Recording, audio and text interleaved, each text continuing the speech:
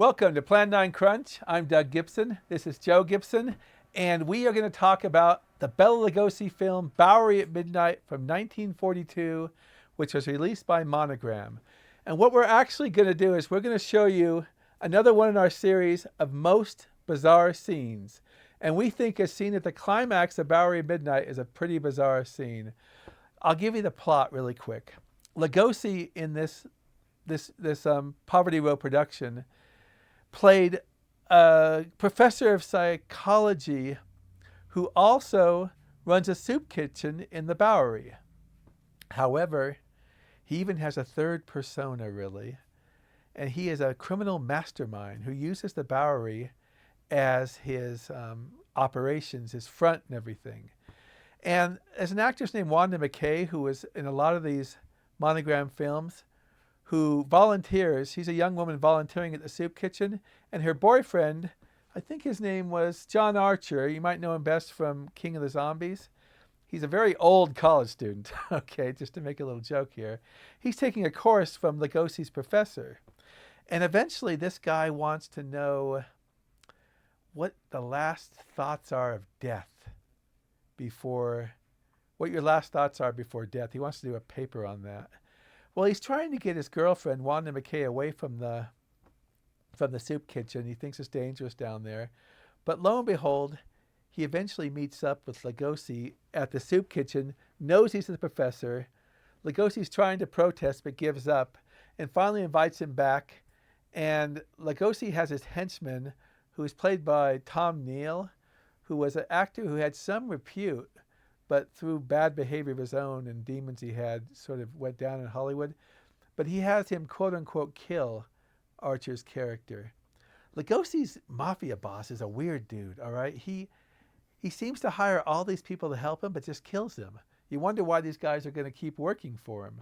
There's a memorable scene we're not going to show where Lugosi, a guy's saying they're on top of a building, and the guy says, "Boy, I am so grateful to be next to Tom Neal's character. You're a great criminal."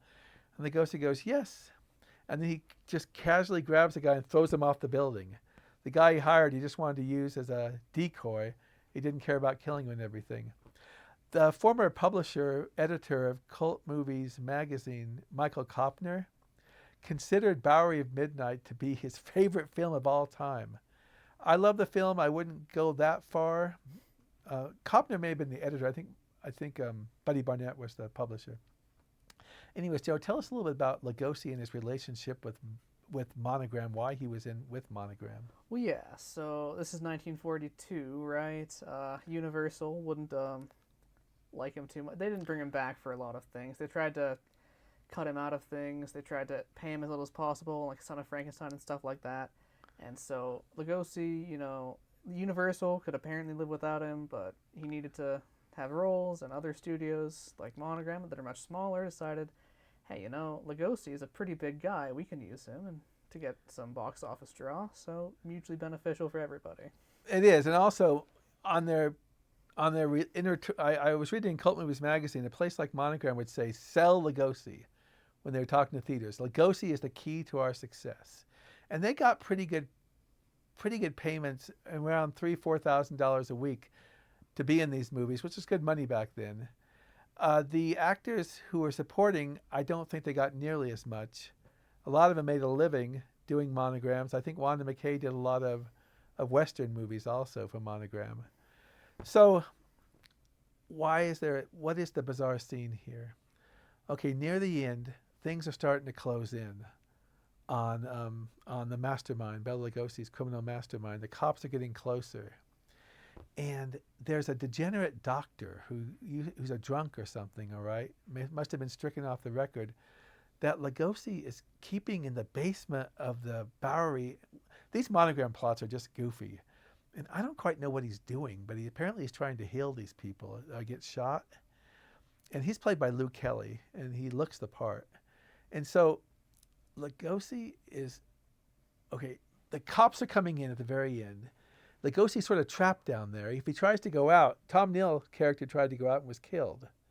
And so the doctor says, "Come here. I got a place you can hide, all right?"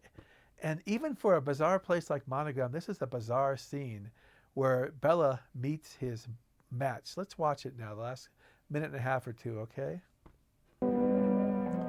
There's Bela. There's Wanda McKay.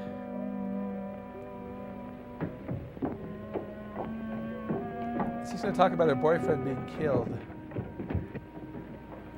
Why No, she's not. She's trying. Here. It had nothing to do with it. Keep quiet. The police are right. You're a fiend. Richard Dennison did you no harm, and you kill him. What do you propose to do about it? Here's a little surprise for you, Frank. You didn't tell me the gal was in on this deal. That's Tom She's Neal. not. So you know what to do. Nothing doing. Don't tell me that you are getting sentimental. Killing women ain't a part of my racket. Do what you are told. Why don't you let her alone? She didn't do anything. That's the doctor. Shut up, you fool. Dave O'Brien is one of the cops. O'Brien was in Spooks Run Wild, Joe, as you've probably seen, and a whole bunch of other. He's also in Reefer Madness, which is a cult film in the 80s.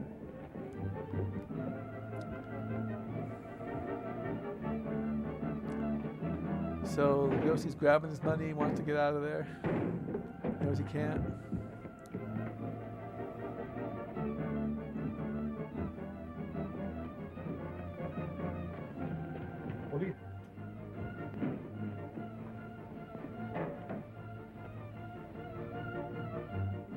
Come, let's hurry. They're trying to lead by the street, and that's not going to work, as Tom Neal's character will find out.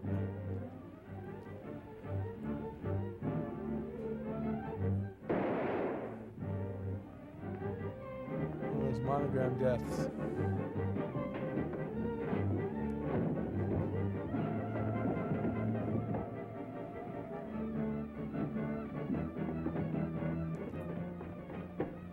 I know the very place for you to hide, Okay. where no one will ever find you. Come with me.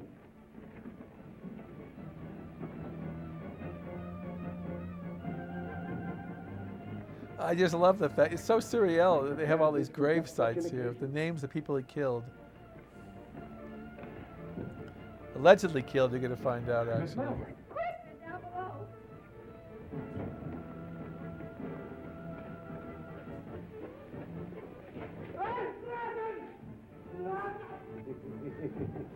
No, I love that little from the doctor.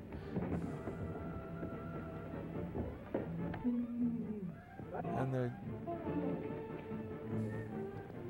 that takes care of the professor. that's Dave O'Brien. We can go away from this now. Thank you, Jack. Appreciate that. Monogram films, you get the idea, Joe, that they were written in a few days and probably rewritten during the 5 or 6 days they spent shooting these movies.